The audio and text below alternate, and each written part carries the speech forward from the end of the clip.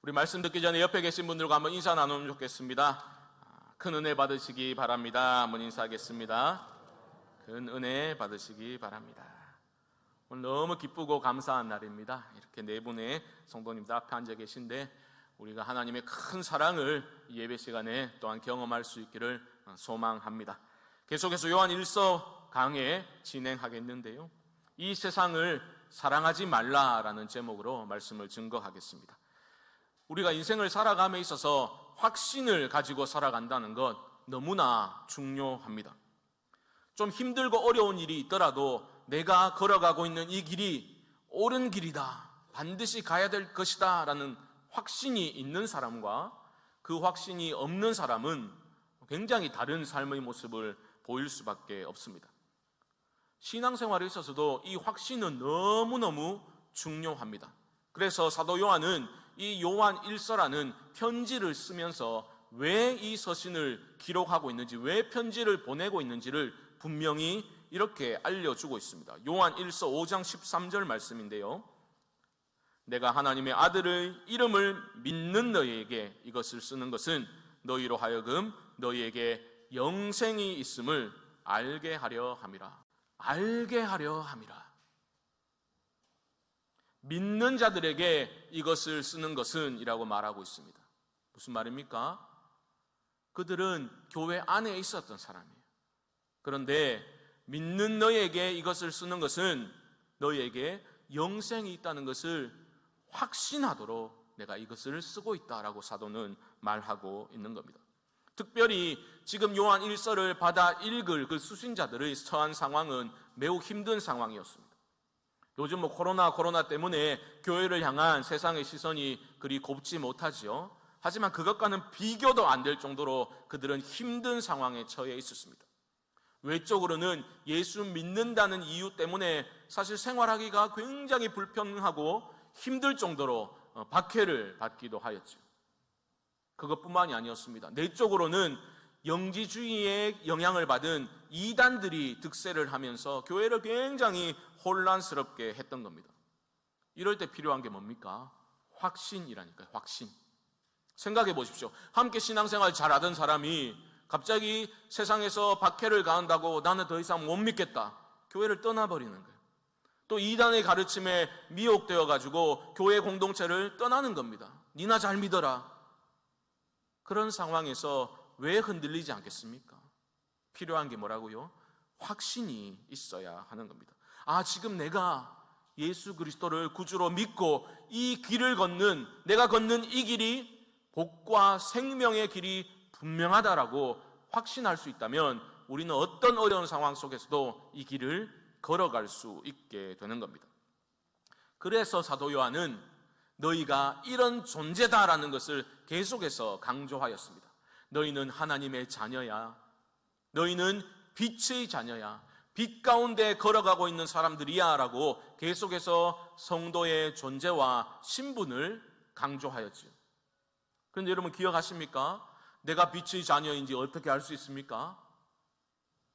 내가 주님의 발자취를 따라 걷고 있는 삶의 모습이 있을 때에 알 수 있다는 거죠.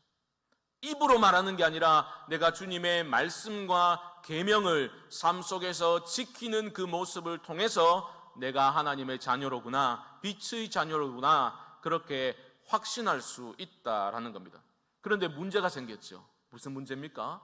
삶의 열매, 삶의 구체적인 모습, 형제를 미워하면 안 되고 형제를 사랑하는 그 모습을 통해서 너희가 빛의 자녀임을 알 수 있어 라고 말하고 보니 의도와는 무관하게 그들이 낙심에 빠질 수 있겠다 싶은 겁니다.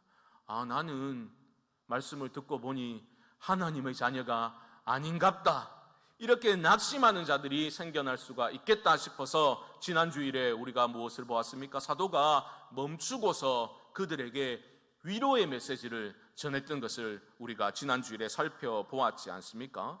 오늘 본문은 다시 본 궤도에 올라서는 일종의 연결고리 역할을 하는 본문이라고 보시면 돼요. 사도는 다시 신분과 우리 존재의 문제로 돌아가고 있습니다. 오늘은요, 우리가 어떤 존재인지를 알려면 우리가 무엇을 사랑하는지를 보면 알 수 있다라고 사도는 말하고 있습니다. 오늘 본문의 명령어는 단 하나입니다. 이 세상을 사랑하지 말라. 사랑하지 말라. 이것이 명령어입니다. 여러분, 모든 인간은 사랑하는 존재입니다. 예외는 없습니다. 모든 인간은 사랑하는 존재예요. 사랑하지 않는 사람은 없습니다. 사랑할까 말까의 문제가 아니라 모든 인간은 사랑하는 존재이고, 문제는 무엇이냐? 무엇을 사랑할 것인가? 그 문제만이 우리에게 주어져 있는 겁니다. 내가 무엇을 사랑하는가? 그것을 보면 내가 어떤 사람인가, 내 존재와 신분이 드러나게 되는 겁니다. 제가 일전에 한번 소개해드렸던 책 제목이 습관이 영성이다라는 책 제목이 있었잖아요. 그 영어 원제가 이겁니다. You are what you want, 아니 what you love입니다. 네가 사랑하는 바가 바로 너 자신이다라는 그런 뜻입니다. 내가 사랑하고 내가 말하고 내가 생각하는 게 중요한 게 아니라 내가 사랑하는 바가 바로 곧 나 자신이다. 내 존재를 드러내 보여준다라는 뜻입니다. 그래서 이스라엘 백성들에게 굉장히 중요한 쉐마 이스라엘, 이스라엘아 들으라 라는 그 하나님의 중요한 명령은 뭐라고 말하고 있습니까? 너는 마음을 다하고 뜻을 다하고 힘을 다하여 주 너의 하나님을 어떻게 하라고요? 사랑하라. 사랑하라 말씀하셨습니다. 내가 하나님의 자녀라면 하나님을 사랑합니다. 하나님을 사랑한다. 하나님을 사랑한다라는 것을 부정의 명령어로 풀면 이 세상을 사랑하지 않는 겁니다. 그런데 이 세상을 사랑하지 말라라는 명령만큼 오해를 많이 받은 그런 구절도 없는 것 같아요. 많은 사람들이 그 명령을 극단적인 금욕주의 애로의 부름으로 이해를 한 겁니다. 오해를 한 거죠. 그래서 이 땅의 모든 삶들을 죄악된 것으로 그렇게 바라보는 거예요. 그 굉장히 이원론적인 삶의 태도를 갖게 된 겁니다. 세상 등지고 십자가 보내. 너무나 복음적인 찬양입니다. 그런데 중요한 것은 뭐냐? 그때 우리가 등져야 할 세상이 무엇을 가리키고 있는가? 이것을 분명히 알아야 되는 겁니다. 단순히 이제 우리는 주의 거룩한 백성이 되었으니 이 더러운 세상과는 철저히 담을 쌓고 그렇게 살아야 된다라고 사람들이 굉장히 좁게 생각하기 시작해 버린 겁니다. 그래서 세상 친구들도 안 만나고 담을 쌓기 시작하는 거죠. 술, 담배도 안 하는 것이 그 사람의 거룩을 입증해주는 매우 중요한 표징으로 교회 안에 자리 잡게 된 거예요. 굉장히 문제가 된 거예요.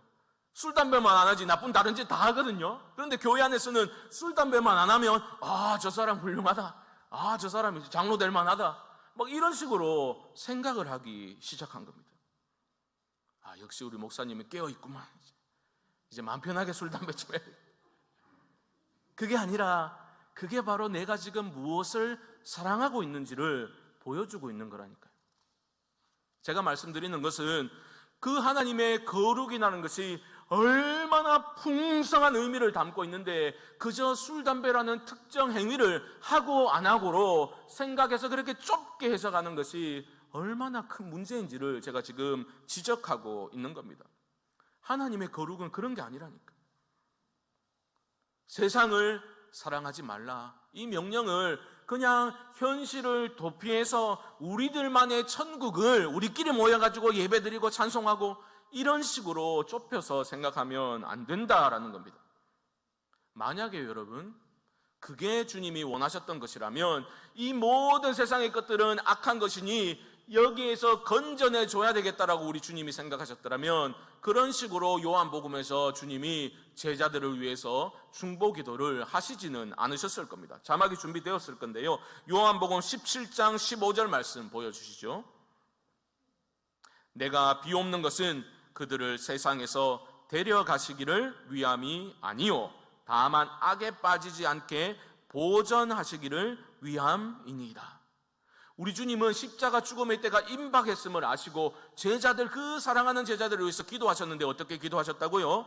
그들을 세상에서 데려가 주십시오라고 기도하신 것이 아니라 이 세상 가운데 살면서 악에 빠지지 않도록 지켜주십시오, 보전해 주십시오라고 중보 기도를 하셨다라는 거죠.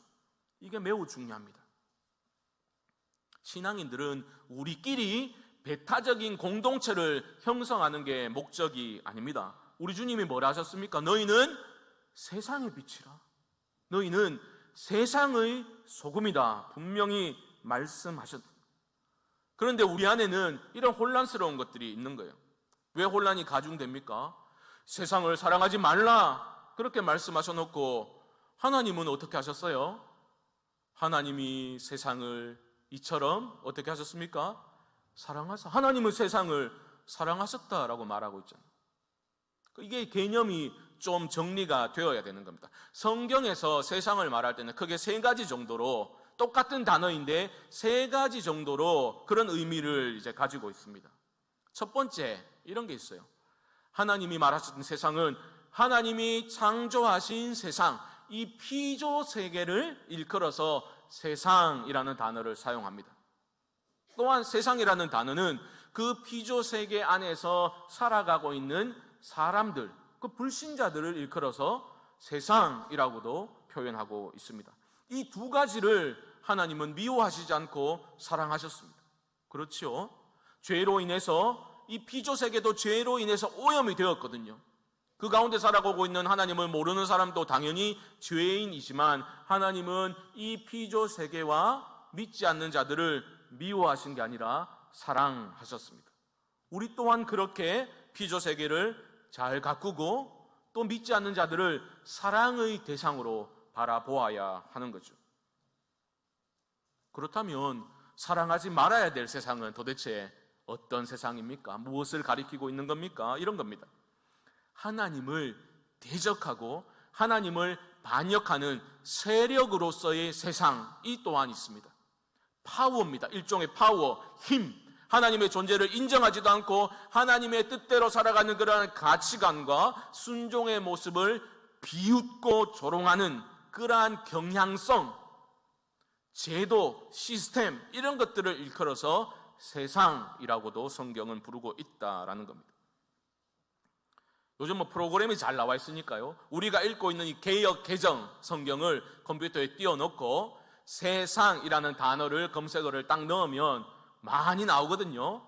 가장 많이 사용된 곳이 바로 요한복음입니다. 요한복음. 56회나 세상이라는 단어가 사용되었는데, 예를 들면 이런 게 나옵니다. 세상이 너희를 미워하면 너희보다 먼저 나를 미워한 줄을 알라. 보십시오. 세상 사람들이 교인을 미워한다 이렇게 볼 수도 있겠지만 그게 전부가 아니에요. 그 사람들을 이끌어가고 있는 어떤 파워가 있다라고 말하고 있는 겁니다. 하나님이 소중히 여기시는 가치를 비웃는 힘과 경향성, 이런 것들을 세상이라고 부른다라는 말이죠. 그런 것들을 사랑하면 안 된다라는 말입니다. 성경은 계속해서 그런 부정적인 세상, 그것을 또한 다스리고 있는 세력, 우두머리를 언급하고 있습니다. 하나님을 대적하는 사탄은 우는 사자와 같이 삼킬 자를 찾아 두루 다니고 있다라고 성경은 말하고 있죠. 예수님은 그 사탄을 일컬어서 이 세상 임금이라는 표현을 사용했습니다. 사도 바울의 경우에는 이 세상의 신이라는 표현을 사용했습니다. 사탄입니다, 쉽게 말하면. 그리고 우리가 몇 차례 보았던 것처럼 요한 1서 5장 19절은 이렇게 말하고 있죠. 우리 함께 한번 읽어보겠습니다. 5장 19절 보여주시죠. 함께 읽겠습니다. 시작. 또 아는 것은 우리는 하나님께 속하고 온 세상은 악한 자 안에 처한 것이며. 느낌이 오시죠, 여러분? 이 세상은 악한 자에게 처해 있다라는 겁니다. 그 자체로는 중립적인 거예요. 그런데 그 사탄에게 의해서 사용되어서 속아서 우리는 하나님께 속하지 않은 자처럼 그렇게 살아갈 수가 있다라는 말입니다. 그래서 그런 세상을 사랑하지 말라라고 말하고 있는 거죠. 왜 사랑하지 말아야 됩니까? 사도 요한은 3가지 이유를 말해주고 있습니다. 오늘은 첫 번째 이유만 집중적으로 살펴보고자 합니다. 답부터 말씀드리면요, 왜 세상을 사랑하지 말아야 되는가? 하나님 사랑과 세상 사랑은 내 안에 공존할 수 없기 때문입니다. 그게 불가능해요. 함께 있는 게 불가능하다라는 말입니다. 여러분, 오늘 본문 15절 말씀 다시 보십시오. 제가 읽습니다. 이 세상이나 세상에 있는 것들을 사랑하지 말라. 누구든지 세상을 사랑하면 아버지의 사랑이 그 안에 있지 아니하니. 세상을 사랑하면 아버지의 사랑, 이것은 우리가 아버지를 사랑하는 것, 그러니까 하나님을 향한 우리의 사랑을 말하는 거예요. 우리가 세상을 사랑하면 하나님을 사랑하는 것이 불가능하다라고 사도는 말하고 있는 겁니다. 그런데 우리는 이게 가능하다고 생각하죠. 그렇지 않습니까? 나는 마음이 워낙 넓어가지고 하나님도 엄청나게 사랑하고 세상도 엄청나게 사랑할 수 있다라는 거죠. 요즘 뭐 내로남불 가는데 나는 마음이 넓어가지고 내로남불 아니라고. 내로남로.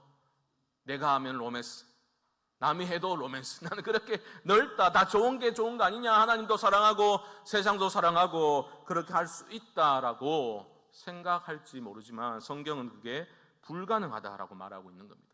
하나님 사랑과 세상 사랑은 서로 밀어낸다라고 말하고 있는 거죠. 왜 그렇습니까? 우리 주님께서 잘 설명해 주셨어요. 마태복음 6장 24절 말씀 한번 보십시오. 마태복음 6장 24절 함께 읽겠습니다. 시작. 한 사람이 두 주인을 섬기지 못할 것이니 혹 이를 중히 여기고 저를 경히 여김이라. 너희가 하나님과 재물을 겸하여 섬기지 못하느니라. 아멘. 잘 보세요. 여기에 사랑이라는 단어를 사용하고 있잖아요. 혹 이를 미워하고 어떻게 하니까 저를 사랑하거나, 미워하거나 사랑하거나, 하나님과 재물을 겸하여 섬길 수 없다. 이 말은 곧 하나님과 세상을 겸하여 사랑할 수 없다라고 주님이 말씀하신 겁니다. 그게 불가능하다라는 거죠. 제가 설교 초반부에 말씀드렸죠. 모든 인간은 무엇인가를 사랑하고 살아가고 있다. 그 사랑의 대상, 우리가 무엇을 사랑하고 있는가, 그게 가장 중요하다라는 거죠. 그런데 주님은 분명히 말씀하셨습니다. 너희가 하나님과 세상을 겸하여 사랑할 수 없다라는 겁니다. 왜 안 됩니까? 사랑의 속성 때문입니다. 무엇인가를 사랑하게 되면 어떤 일이 일어납니까? 그 사랑하는 대상이 내 마음에 들어오기 시작하죠. 그리고 내 마음을 장악하고 나를 다스리기 시작합니다. 그래서 우리 주님이 뭐라고 하셨습니까? 한 사람이 두 주인을 섬기지 못한다 말씀하셨잖아요. 사랑하는 대상, 내가 사랑하는 대상이 내 삶의 주인으로 자리 잡는다라는 거죠. 지배하고 다스리기 시작한다라는 겁니다. 그 사람의 마음을 장악하고 그 사람이 어떤 태도로 살아갈지를, 방식을 결정해버리게 되는 겁니다. 여러분, 연애 시절, 우리 중고등부 학생들인데 연애하는 학생들이 있습니까? 연애 시절에 어떻습니까? 그 사랑하는 사람이 계속 생각나잖아요. 앉으나 서나 당신 생각. 계속 생각나잖아요. 그게 정상입니다. 사랑하면 생각난다고요. 그 사람으로 계속해서 마음이 채워지게 되는 겁니다. 세상을 사랑해 보십시오. 세상의 것들이 가장 소중하게 보입니다. 세상의 것들, 내가 사랑하는 것들이 내 행복의 필수적인, 아니 유일한 조건들로 자리를 잡게 됩니다. 그게 없으면 내 인생에 의미가 없는 거예요. 이미 그 대상으로 인해서 배가 불러가지고 터질 만큼 만족스러운데 다른 무엇이 들어올 틈이 없는 거죠.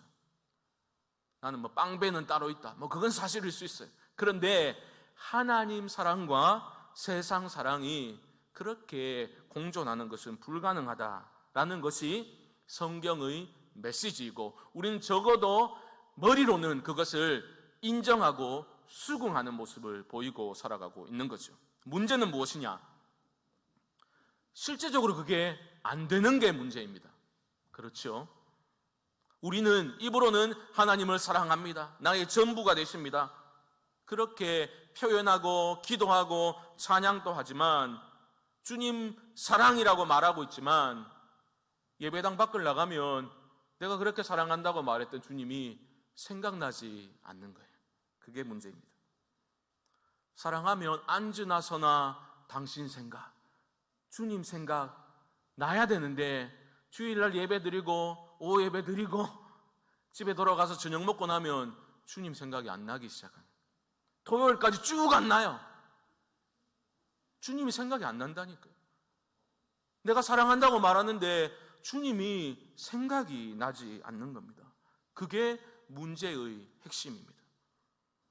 그러니까 우리는 세상과 하나님 사이에서 계속해서 어떻게든지 양다리를 걸치려고 노력을 하고 있는 셈이죠. 사실 밸런스가 잡힌 양다리도 아니에요. 짝다리에 가깝죠. 세상적으로 완전히 기울어진 그런 모습을 보일 때가 너무너무 많은 겁니다. 나의 고백과 상반된 실제적인 내 삶의 모습이 우리를 자기 자신에게 실망하도록 만들어버리고 신앙생활에 활기가 사라지게 되는 거죠. 의무감에서 기쁨이 사라지게 되는 거죠. 아니 생각도 안 나는데 내 입으로 사랑한다 말하고 그렇게 고백하고 무엇인가 하려니까 힘이 나지 않는 겁니다. 그러니까 세상을 사랑하지 말라 이런 명령에 대한 반감이 우리 안에 생기기 시작하죠. 신앙생활 그렇게 별나게 해야 되냐? 자꾸만 강압적인 명령으로만 들리게 되는 거죠.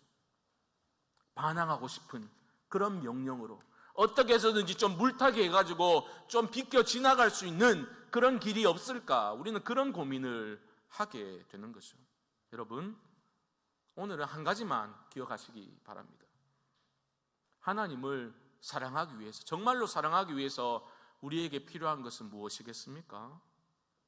어떤 열심, 행위들에 앞서서 정말 필요한 것은 무엇이냐? 하나님을 사랑하기 위해서는 하나님이 우리를 어떻게 사랑하셨는지를 알아야 되는 거예요. 우리에게 어떤 사랑을 보여주시는지를 우리가 알게 되고 깨닫게 되면 우리는 반응할 수가 있게 되는 거예요. 사랑으로 반응할 수 있게 되는 겁니다. 이 세상을 사랑하지 말라, 이 명령 앞에 사도 요한은 위로의 메시지를 전해주었지 않습니까? 그 위로의 메시지의 가장 기본적인, 근본적인 내용이 무엇이었습니까? 죄 사함의 은혜였잖아요. 죄를 짓더라도 의로우신 대언자 예수 그리스도가 계시고 그분은 너희를 위해서, 우리를 위해서 화목 제물이 되어 주셨다. 죄 사함의 은혜로 위로하였지 않습니까? 그게 바로 우리를 사랑하신 하나님의 방식, 사랑의 방식입니다. 그래서 우리가 살펴보게 되겠지만 요한일서 4장 10절에서 분명히 그 사랑을 말하고 있는 거죠. 너무 중요한 말씀입니다. 함께 읽어보겠습니다. 시작. 사랑은 여기 있으니 우리가 하나님을 사랑한 것이 아니요 하나님이 우리를 사랑하사 우리 죄를 속하기 위하여 화목 제물로 그 아들을 보내셨음이라. 아멘. 여러분, 사랑이 무엇인지를 보여주신 그 하나님의 사랑을 여러분 깨달아 알 수 있기를 주님의 이름으로 축복합니다. 그 사랑을 깨닫게 되면 그 사랑이 내 안에서 약동하기 시작하는 겁니다. 그래서 주 사랑 받은 사람만 그 사랑 알도다. 날 위해 화목 제물이 되어주신 그 하나님의 사랑을 내가 받아 누릴 때만 그 사랑을 알게 되고 우리는 하나님을 사랑할 수 있게 되는 것입니다. 오늘 본문 말씀을 준비하면서 여러분들의 얼굴이 떠올랐지만 오늘 특별히 성례주일이니까 또 이렇게 학생 2명의 얼굴과 특별히 오늘 학습 서약하시고 학습 받으신 우리 서성도님, 최성도님 위해서 기도를 많이 하게 되었습니다. 저렇게 꽤 늦은 나이에 예수 그리스도를 믿을 수 있는 그런 자리에 올 수 있었다는 게 얼마나 복된 일입니까? 아마도 지금은 좀 어리둥절하실 수도 있겠다 싶습니다. 그런데 두 분을 사랑하시는 그 하나님의 사랑이 깨달아질 때에 내가 지나온 그 모든 삶의 굴곡들이, 지나온 삶의 여정들이 하나님의 뜻 안에서 되어진 것이로구나 깨닫게 되는 날이 오게 될 줄 저는 믿습니다. 우리 모두도 마찬가지입니다. 인습적인 신앙생활 벗어나야 합니다. 아무런 도움이 되지 않습니다. 나를 향한 하나님 아버지의 그 사랑을 우리 모두가 확실히 깨닫고 그 사랑에 좀 깊이 빠져들어가서 억지로 강요받아 사는 신앙생활이 아니라 하나님을 사랑하는, 갈라지지 않은 온 마음으로 하나님을 사랑하는 그런 힘있는 기쁨의 신앙생활이 열려질 수 있게 되기를 주님의 이름으로 간절히 축원드립니다.